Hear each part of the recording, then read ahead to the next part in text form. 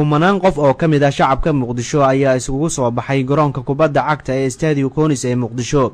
Isku soo baxayaasha oo ka kala yimid 17 degme ee gobolka Banaadir ayaa markii ay ku soo xaroodeen garoonka waxa ay daqiiqado kooban oo garoonka ay joogeen bilaabeen in socdaal lugta ah ay kaga soo tagaan garoonka, waxaana isku soo baxayaasha oo madaxyadooda ku soo xirtay maryo guduudan iyo maryo cadaan ah ay ku qeyla dhaaminayeen inta ay socdeen erayo ay ka mid yihiin dhiig daashe dooni meeno iyo erayo kale.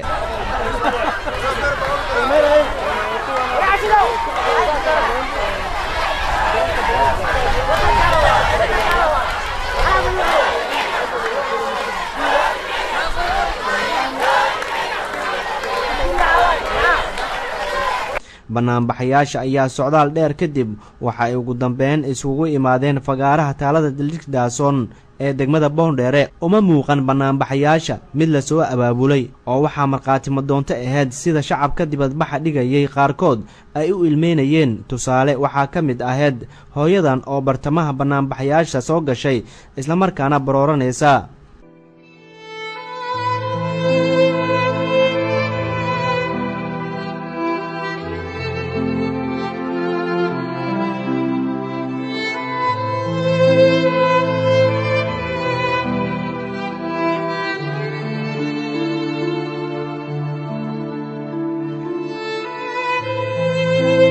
Mas'uuliyiin ayaa dib ugu soo biiray banaanbaxayaasha waxaana ka mid ahaa xubno ka socday haweenka qaranka kan gobolka Banaadir, gudoomiyaasha degmooyinka iyo mas'uuliyiin kale kuwaasi oo banaanbaxayaasha u sheegay in dalku uu u baahan yahay isxaqaan iyo sidii loola dagaalami lahaa dadkii dhibaatada geystay.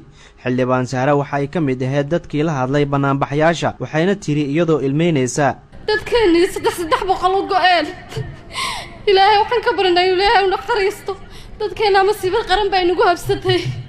shacabkana waa inay dawladda la shaqeeyaan, waa inay soo sheegaan meel kasta ay ku jireen dadkeena xasuuqay tan oo kale qarax la meedha waa xasuuq intaan soo taagnaa ma aan arkin tan oo kale wali ma arag masiibada nagu dhacday waa mid nagu habsatay.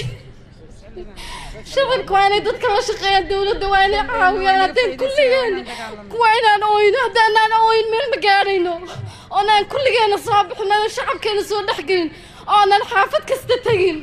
shacabka waxaa kula dardaarmaya maalin walba inay soo baxaan oo la dagaalamaan. gudoomiyaha gobolka Banaadir ahna duqa Muqdisho Taabid Cabdi Maxamed ayaa sheegay in isku soo baxa uu yahay mid baroor diiq ah isla markaana uu socon doono muddo 3 maalin ah iyadoo dadka Soomaaliyeed uu ka dalbaday in ay ka dajiyaan sawirada ay ku baahiyeen baraha bulshada meedadka dadkii dhintay oo jirkooda go'go'ay. waxaan mar labaad iyo mar saddexaad idinka codsanayaa sawirada foosha xun iyo fiidiyoyada aadka looga naxayo oo dadka aad ku argagixinaysaan inaad ka saartaan oo aad meydka xurmaysaan. meydka xurmuu mudan yahay, walaalka xurmuu kaa mudan yahay, waqtigan adag ee xanuunka badanna xurmuu kaa mudan yahay. qaar ka mid ah dadkii banaanbaxayaasha ayaa Saab TV la hadlay. degmada Shangaanaan ka cimid waxaan u soo baxay masiibada ay dhacday awgeed aan u soo baxay. dawladuna waa taageersanahay, muslimka Soomaalida dhan ilaahay nabadgelyo ha sii wixiina dhibaaya Allah hanaga qabto.